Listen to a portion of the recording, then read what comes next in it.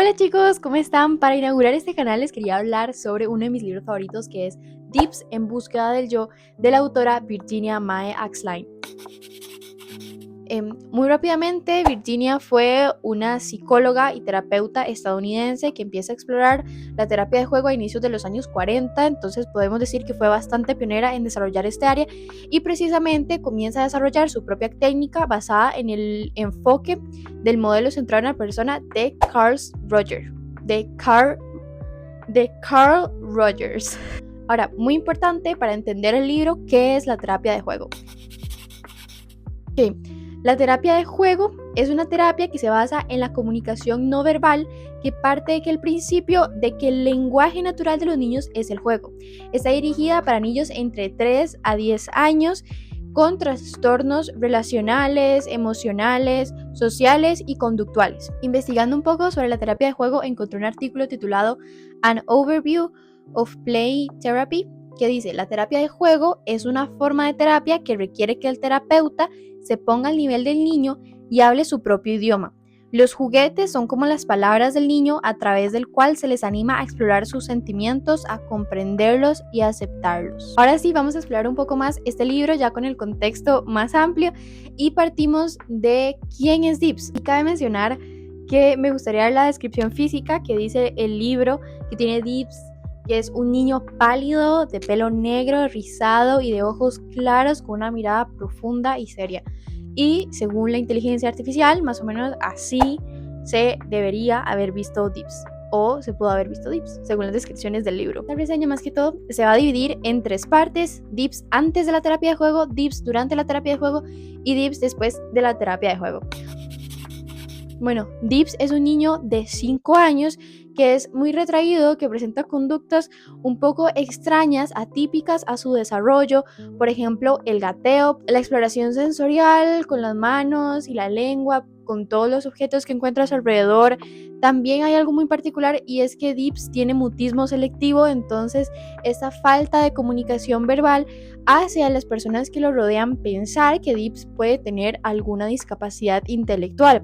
Más textualmente se le caracteriza como un débil mental. También Dips presenta un gran aislamiento social, comportamientos agresivos cuando alguien lo interrumpe en alguna actividad, se le acerca, lo toca o intenta hablarle, evita el contacto visual, utiliza el llanto como una forma de comunicar algo que no le gusta, que le estresa o que lo incomoda. Algo muy interesante que notamos cuando Dips dice algunas palabras es que se da autoinstrucciones, entonces es como: Dips, quítate los zapatos, Dips, haz esto, Dips, haz el otro, entonces es bastante particular. Este es como el comportamiento de Dips, del comportamiento que Dips tiene en la escuela. Sus maestras Jane y Eda tratan de incluirlo, tratan de integrarlo, de hablarle, pero siempre su respuesta es negativa y agresiva. Entonces aquí es donde interviene la terapeuta que vamos a conocer a lo largo del libro como Miss A, que es como la apoda Dips. Dips comienza a ir a un centro de investigación en donde va a ser tratado mediante la terapia de juego. Y bueno, la familia establece el trato de que no va a dar entrevistas, no va a compartir su vida personal, simplemente el centro de investigación puede aplicar este tipo de terapia a Dips, pero ellos no van pues a ceder información personal, familiar, ni absolutamente nada. Entonces esto ya construye una barrera entre la terapia y lo que sucede en el hogar.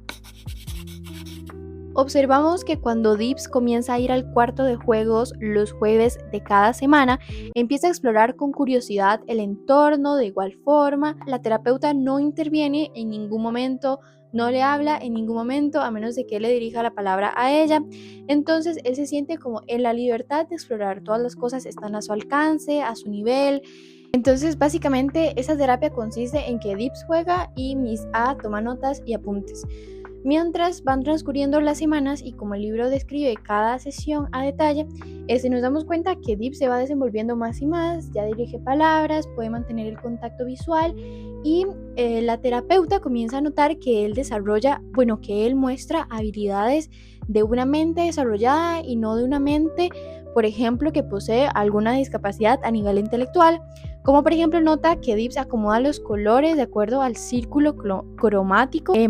que es capaz de leer las etiquetas, de nombrar todos los objetos que existen en el cuarto de juegos, y mediante el juego simbólico Dips va expresando sus sentimientos durante las sesiones y reproduce situaciones que suceden cotidianamente en su casa precisamente mediante el juego.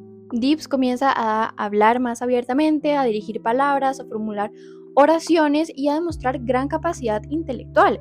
Y cito aquí que dice: noté qué confuso se había vuelto su lenguaje. He aquí un niño capaz de grandes logros intelectuales cuya capacidad se veía dominada por su perturbación emocional. Y vamos a adentrarnos a ver si Dips tenía un trastorno emocional o qué le sucedía que se comportaba de esa forma. Los papás evidencian mucho desapego emocional hacia el niño y eso repercute en su forma de actuar, y Dips reproduce mucho algunos modelos de violencia y de represión que vive en su casa por parte de su padre. Entonces nos damos cuenta que es un niño súper capaz, súper inteligente, que utilizaba su conducta aislada para poder protegerse del mundo que realmente le daba miedo. Al acercarnos al final del libro nos damos cuenta de que Dips es un niño increíble, y todas estas etiquetas que construimos en nuestra mente al iniciar a leer el libro, como no, yo creo que Dips es autista, no, de pronto tiene problemas sensoriales, no, yo creo que Dips debe tener como alguna discapacidad intelectual, y así todas estas etiquetas se van desvaneciendo y todos llegamos a la conclusión de que Dips era un niño privado emocionalmente con altas capacidades intelectuales y que utilizó precisamente el mutismo selectivo, el aislamiento social y esos comportamientos como una forma de protegerse del entorno, de un entorno que lo lastima, de un entorno que le da miedo y de un entorno que lo reprime como persona. Entonces es increíble ver esta transformación de Dips a lo largo de las sesiones de terapia y cómo él empieza a tener conductas prosociales con Miss A, con su mamá, con su hermana Dorothy y demás. Para hablar sobre Dips después de la terapia tengo dos citas que son un poco largas, pero creo que reflejan muy bien como esta metamorfosis, ¿verdad?, del niño, que dice así: había ido en busca de un yo que pudiera reclamar para sí con orgullosa identidad.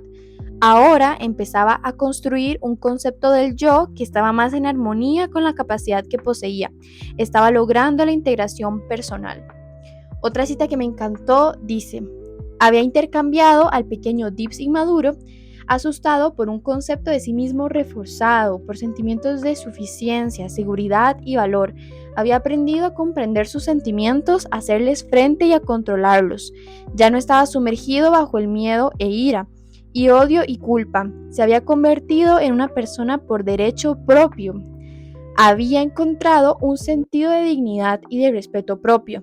Con esta confianza y esta seguridad, podría aprender a aceptar y respetar a otras personas de su mundo, y ya no sentía temor por ser él mismo. Creo que puedo sintetizar este libro como un viaje por la recuperación o por la apropiación de una identidad que le fue arrebatada a un niño por el maltrato emocional, el desapego, la desaprobación. Entonces, he escuchado que este libro se utiliza en algunos cursos de psicología, pero no es un libro para nada de estilo académico. Es un libro que le recomendaría a todo el mundo. Yo lo volvería a leer 100%. Y si quisiera un análisis más profundo, me encantaría hacerlo.